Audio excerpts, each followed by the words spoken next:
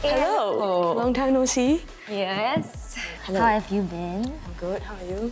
Good. Did you teach class this morning? Yes, I did teach class this morning. Yes. Okay. Tell me more about your diagnosis. How did you discover it?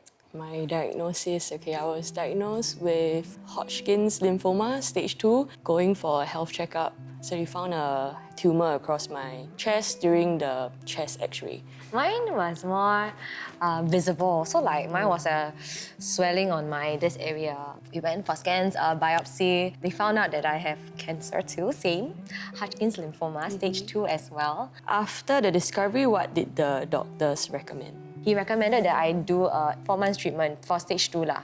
It was chemotherapy first, then it's 1 whole month of radiotherapy, which is like 17 sessions lah, because it's an everyday Monday to Friday thing. The treatment it's gonna affect your fertility. So he asked me to do egg freezing if I wanted to lah. Sounds quite similar. I think also about 8 doses of chemotherapy and then also about 1 month of radiotherapy. I had the portacaf too. I was very scared of needles. So that was something that they recommended and I had a portacaf surgery as well. So who were your doctors? Oh, I had quite a few. The first doctor I met was Dr. Su Jiangwen, and then my oncologist was Dr. Daniel Chan. That was the one that regularly checked in with me. What about you? Who were your doctors? Okay, I saw an ENT doctor first. After him, then it was Dr. Kevin Tay who took over lah, because the diagnosis came. And he was the oncologist who saw me through the chemotherapy treatments. My radiation oncologist was Dr. Lee Kuo An. He was at the basement of the hospital. Actually, yes, I forgot to mention that. That was same one.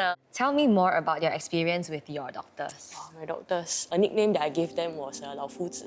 Because one was a skinny doctor and one was a not so skinny doctor. So they were very reassuring, they were very comforting, and they would check in on me and just talk a lot of nonsense. And I think that really reassured me in so many ways because the whole process was so scary. And one more, my favorite lady, I think her name is Lynn. She's the anesthesiologist. She actually allowed me to do the process with a gas instead of the injection. Yeah, so because I was very terrified. So my relation with my doctor is more like, you're the authority, you know everything, please tell me like what I can do with my life. But he's been encouraging lah, don't think of this as a death sentence kind of thing lah. Then it was not easy coping with being sick. Because like besides your body feeling a certain way, you also lose like your lifestyle.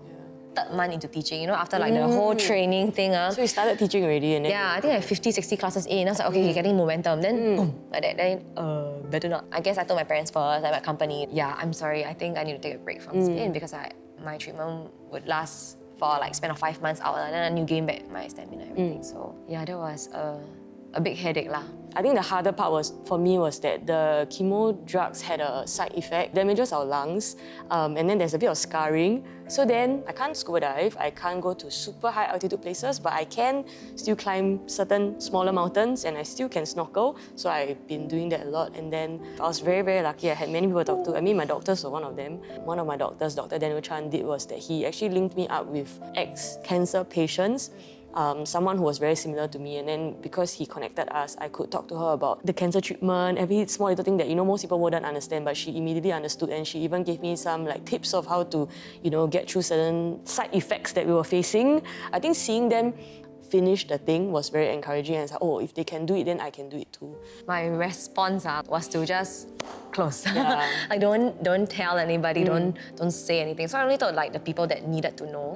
It's very evident that something is going on.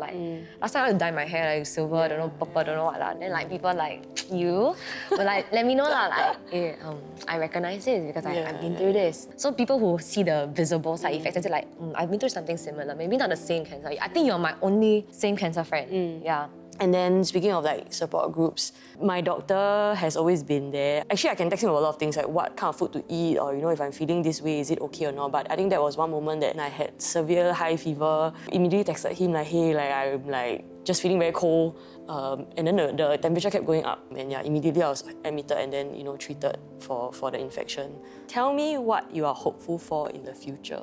One we mentioned, let's not see our doctors. I don't want to see them anymore. I mean hope for future is no relapse lah, please. I'm a lot more appreciative for what my body can do. It did take a while to hit the double time again. Can go running, can go do anything you want, gotten back to pre-cancer. Yeah. I went for a hike right after treatment. Every 10 minutes I need to sit down. But then now we are like, spinning, and I think that in itself is a testimony of how your body really adapts and adjusts and then can recover, and it takes time, but it comes back, it bounces back. It's almost like I have a second life. Like, how can I live it more intentionally, more purposefully, and pursuing what matters most to us and living life to the fullest? Yeah.